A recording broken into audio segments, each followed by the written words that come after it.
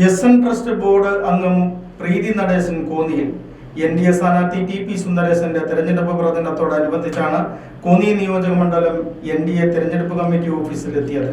മോദി സർക്കാരിന്റെ കൈകൾക്ക് ശക്തി പകരുവാൻ കേരളത്തിലെ എൻ.ഡി.എ സ്ഥാനാർത്ഥികളെ വൻ ഭൂരിപക്ഷത്തിൽ വിജയിപ്പിക്കണമെന്നാണ് ആഗ്രഹം എന്നും അത് സാധ്യമാകും എന്നതുമാണ് പ്രീതി നടേശൻ എസ്.എൻ. ന്യൂസിനോട് പറഞ്ഞു. നമ്മൾ വലിയ പ്രതീക്ഷയാണ് ഉള്ളത്. മോദിജി ഗവൺമെൻറ്റിൻ്റെ നമ്മുടെ ഇന്ത്യക്ക് സ്വാതന്ത്ര്യം കിട്ടുന്ന ആ വർഷം വെച്ച് 1947 2047 വരുമ്പോൾ സമഗ്ര വികസനം, ആ വികസനത്തിന് കേരളവും കൂടെ കൂടിയെങ്കിൽ മാത്രമേ ആ വികസനം പൂർണ്ണതയിലെത്തുള്ളൂ. അപ്പം മോദിജി ഗവൺമെൻറ്റിൻ്റെ കൈകൾക്ക് ശക്തി പകരാൻ എൻ.ഡി.എയുടെ സ്ഥാനാർത്ഥികളെ വൻ ഭൂരിപക്ഷത്തിൽ ജയിപ്പിക്കണമെന്നുള്ളതാണ് എൻ്റെ ആഗ്രഹം.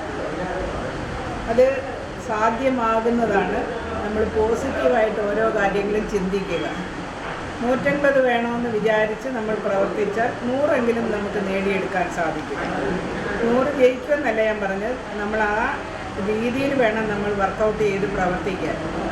5% കടന്ന വോട്ടാണ് 20% വരെ നമുക്ക് എത്തിക്കാൻ സാധിച്ചത്. ബി.ജെ.പി ഗവൺമെൻറ് ആദ്യമേ ഒറ്റയ്ക്കായിരുന്നു ബി.ജെ.പി എന്ന് പറഞ്ഞ് കേരളത്തിൽ ഭരണത്തിൽ വരാൻ വേണ്ടി അവർ പരിശ്രമിച്ചത്. പിന്നെയാണ് നമ്മൾ BDJS വന്നു. അത് കഴിഞ്ഞ് കുറച്ച് വേറെ ഇപ്പോൾ 2020 ഏതാണ്ട് 10 പരം പാർട്ടിക്കാരുണ്ട്. എല്ലാവരും ഒന്നിച്ച് ചേർന്ന് പ്രവർത്തിച്ച് കഴിഞ്ഞാൽ നേടാനൊക്കും എന്നുള്ളത് തന്നെയാണ് എൻ്റെ പ്രതീക്ഷ. അതിന് ജഗദീശ്വരൻ അനുഗ്രഹം തരട്ടെ എന്ന് പ്രാർത്ഥിക്കുന്നു. നമസ്തേ.